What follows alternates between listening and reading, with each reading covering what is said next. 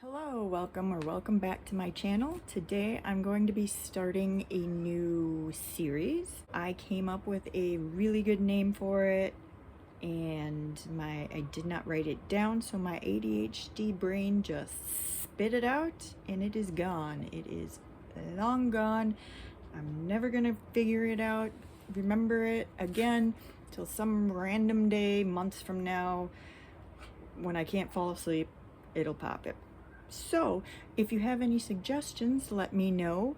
Put it down in the comments and I will use something that's suggested by you guys.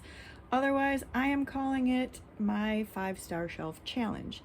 Basically, I am going to put all of my shelves on a spinner wheel, spin the wheel, and whatever shelf comes up, I will be reading books off of that shelf until I either 1, get a 5-star, or 2, it's the end of the month. This is my way of reading and getting to those books that are just languishing on my shelves and that I'm passing over and over again. This way my choices are fewer and we have to get to... The dog is taking a drink, sorry. This way my choices are fewer and I will get to some of these books quicker. Let's see, my notes. Yeah, they're a little chaotic there. Let's see. I have 30 shelves, 30 physical shelves, and I'm putting on my Kindle on here also because I always forget about those books. So I have 31 possibilities each month. I will most likely every month not only read books from this shelf because I have 6 series in progress that I'm reading through them, and I'm going to continue reading through them. So I will read those also. It'll be helpful if some of those books are on these shelves. I'm also, at least in August, doing readathons. I have 3 readathons that I'm planning on doing right now. It may only be 2, but right now I have 3 on the plans. So I will do my best to use these books, but if I need to go off the shelf for a prompt, then I need to go off the shelf for a prompt. Let's see. Let's just start it up. This is a 5-star shelf challenge, episode 1, August 2026. And here we go.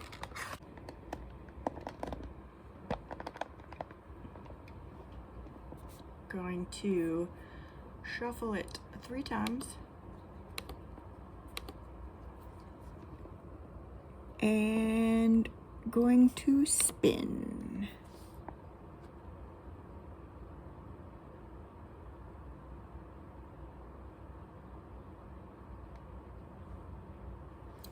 Shelf number 2. All right, let's go there.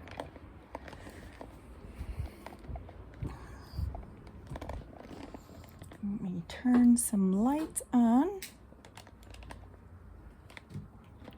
Don't have a lot of light in this room, but we got what we got. Here we go. Shelf number 2 is my shelf of the oldest books according to Goodreads that I have on my TBR. Not exactly true. I do have older books than this. Most of them are from when I was in school and high school. Some I think even junior high, but most of those I've read.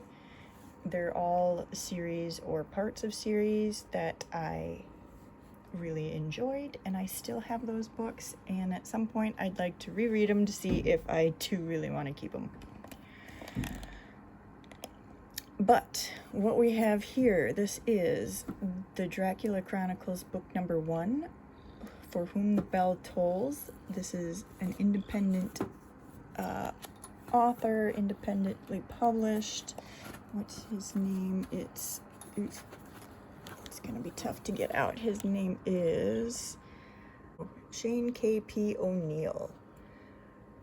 So I believe the reason that this is still on my TBR for the most part is because I cannot get my hands on any of the other books in the series.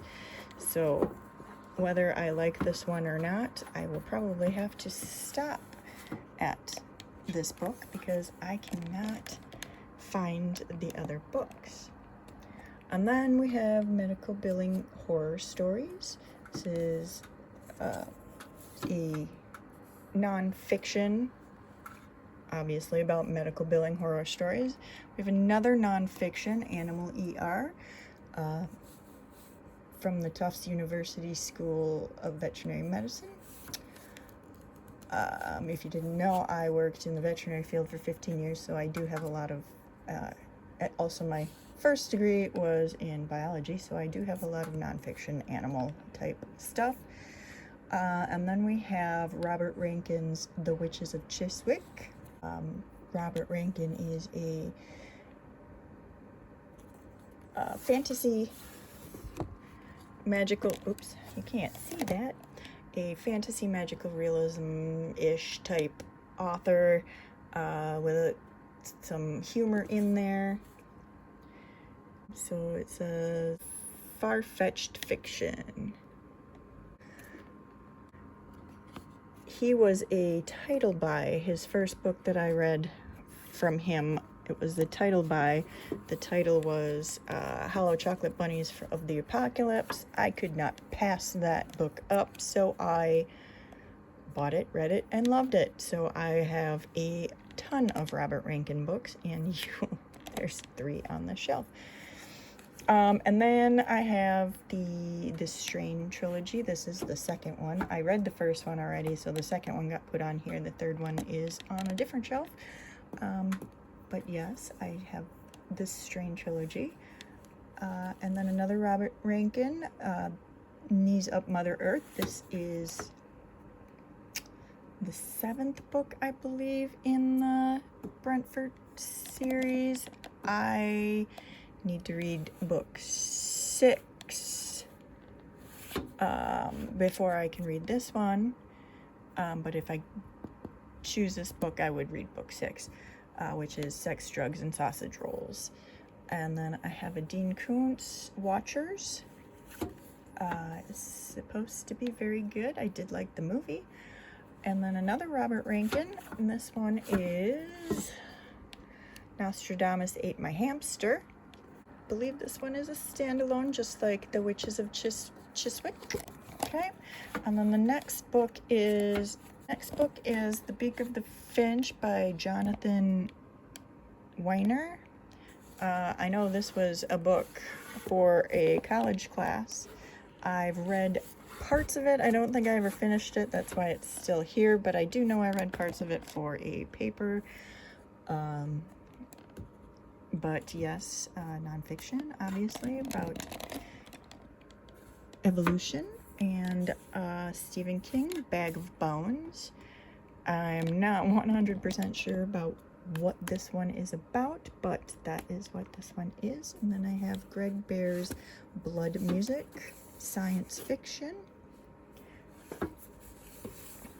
And then I have Thomas Harris's Black Sunday, a thriller, which also would go for one of the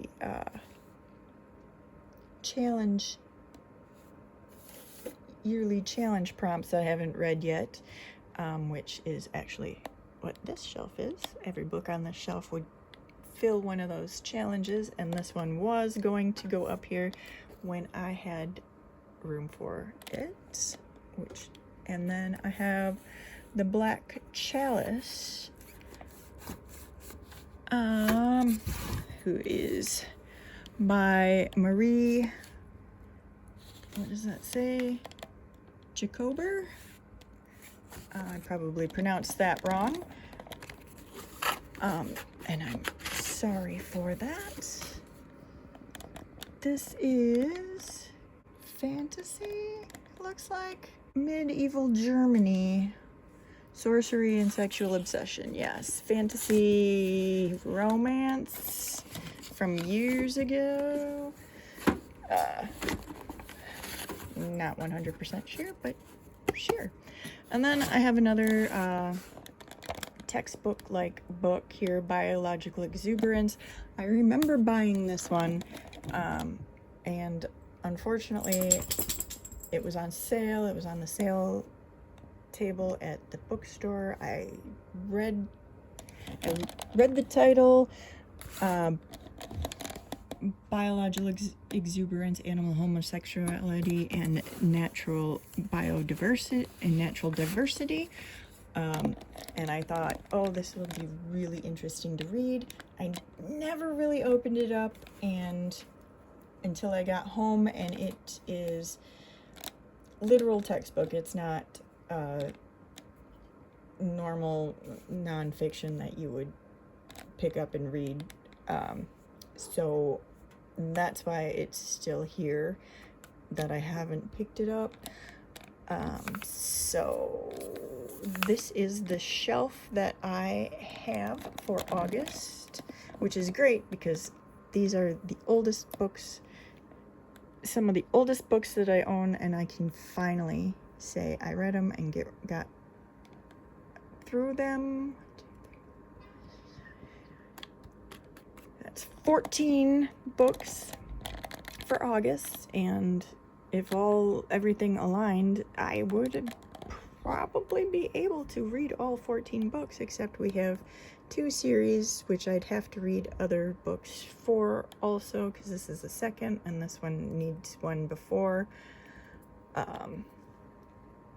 But yeah, these are my options, and let me know in the comments below if there's a book on here that you think I should get to for sure, or start with, or whatever.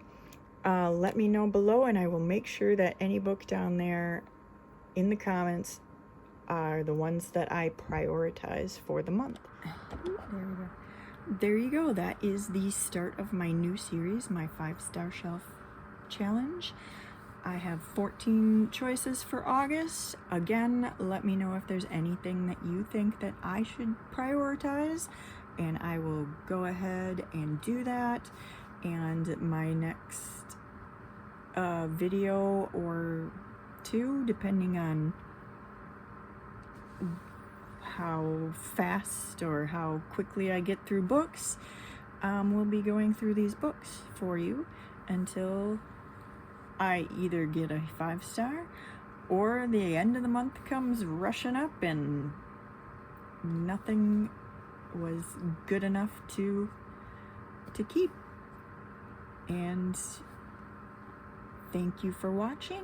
If you have any suggestions for a name for this series, put that also down in the comments below, and I will see you shortly with either what I've read for off this shelf, or like I said, I'm doing some readathons. I'll probably do some readathon TBRs for you.